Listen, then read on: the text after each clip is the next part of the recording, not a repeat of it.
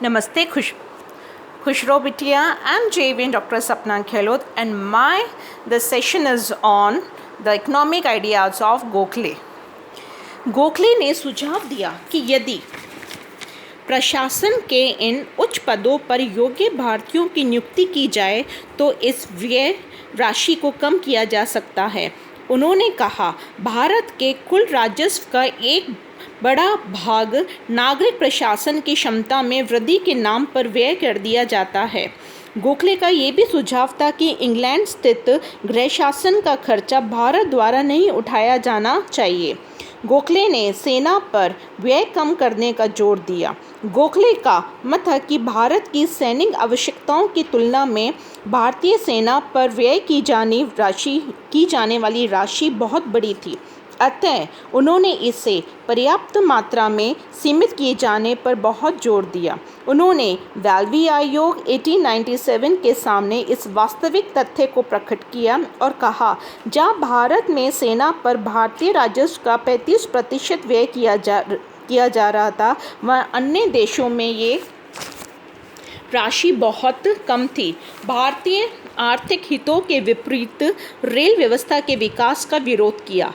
Rail मार्गों पर आधारित इस संपूर्ण आर्थिक प्रक्रिया के परिणाम स्वरूप न केवल भारतीय पूंजी लगातार इंग्लैंड की ओर प्रवृत्त हो रही थी, अपितु विदेशी माल की टक्कर में भारतीय माल का देश के ही बाजारों में बिकना कम होता जा रहा था. इससे देशी उद्योग धंधे चौपट हो रहे थे तथा विदेशी दस्तकार बेरोजगार जितने भी थे वो होते, उस पर बेरोजगारी हो रही.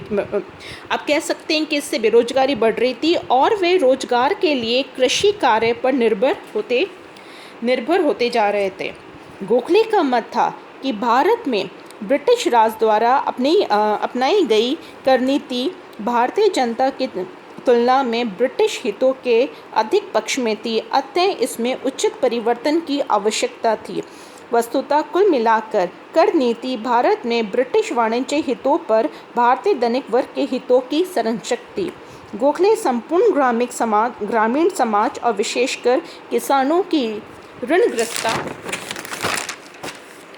से बहुत चिंतित थे.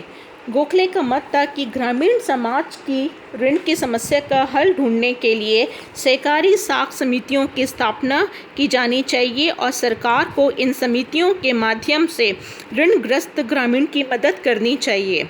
गोखले ने भारतीय उद्योग के लिए सरकारी संरक्षण की मांग की.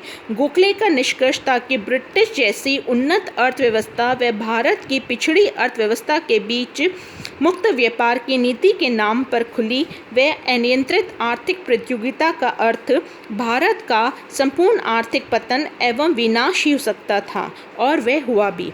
गोखले ने क्रमशः यह अनुभव किया कि ब्रिटिश राज्य की भारत के औद्योगिक विकास में कोई रुचि नहीं थी.